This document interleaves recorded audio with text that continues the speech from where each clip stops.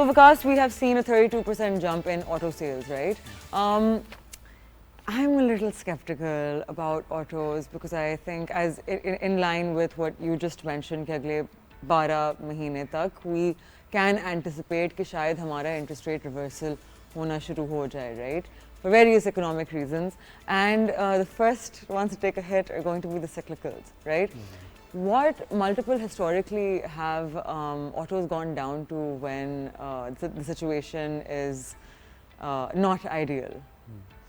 I think कि जो overall अगर हम मल्टीपल्स पे देखें तो तमाम सेक्टर्स में हमें नज़र आएगा कि देयर स्पेस, और अगर हम उनके जो उनका अपर सीलिंग देखें तो again even the overall market was at its peak above 10. So and 9 is if we take the very long term average, it's 9. So if you're below 8 right now, so there's still space on that front. The problem right now is with the sector, and actually there's no problem right now, but we might see some problem with some players. वो क्या है कि overall तो जी 11% interest rates कम हुए हैं, तो एक बहुत अच्छा साजगार माहौल है.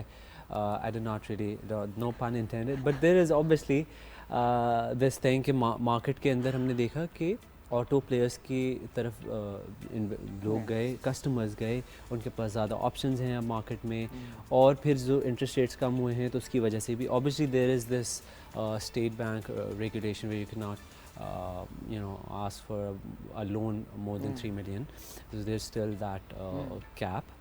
But बहुत से जो ऑटो प्लेयर्स हैं वो अलग से उनके पास स्कीम्स हैं जहाँ पर आपको मिल रहे होते हैं आसान अक़सात पे गाड़ियाँ, और ये सारी चीज़ों की वजह से कस्टमर अट्रैक्ट हुए. थोड़ा सा ये भी बिल्कुल है कि डिस्पोजेबल इनकम भी लोगों की बेहतर हुई है. जो 2022 के अंदर सिचुएशन थी उससे अब बहुत बेहतर हुई है. महंगाई भी हमारी अब बहुत कंट्रोल्ड है, और कुछ जो ओवरऑल एक माशी बेहतरी आई है उसकी वजह से people now can afford better compare relatively, and this actually drove interest in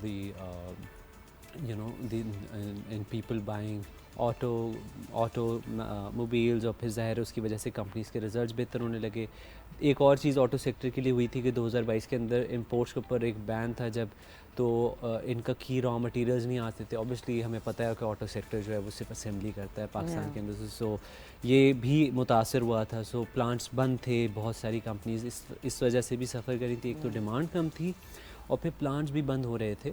और जो ये जब प्लांट्स बंद हैं, ज़ाहिर कोई प्लांट 10 दिन किसी महीने में बंद है, कभी 12 दिन बंद है, सो उसकी वजह से भी जो है हमने देखा कि लॉसेस भी आए ऑटो कंपनीज़ के. हमने फाइनेंशियल रिजल्ट्स देखे इन पास्ट पीरियड और वो बेहतर हुए. तो एक रिलेटिव जो बेहतरी आई है उसकी वजह से एक इंटरेस्ट है.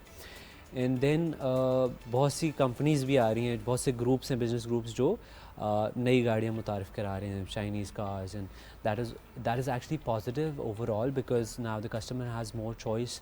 और ये एक तरह से नेगेटिव इस तरह है कि अब जो प्लेयर्स जिन्होंने बहुत इंजॉय किया in the last 2 years, they might be under a little bit of pressure due to so because competition. there's competition, and there's competition from unlisted players as well. So now जो listed players जिसके हम share holder बन सकते हैं, जो हमने invest किया and they perform really well, अब उनके सामने उन कंपनीज़ की जो प्रोडक्ट्स हैं उनके सामने कंपेटिटिव प्रोडक्ट्स आ गई हैं, and that is going to maybe impact their sales. Actually it's very likely कि उस तरह के नंबर्स शायद अब हमें मुसलसल नज़र ना आए. So they will be some stabilization, and we might see even some drop in these numbers for the listed players.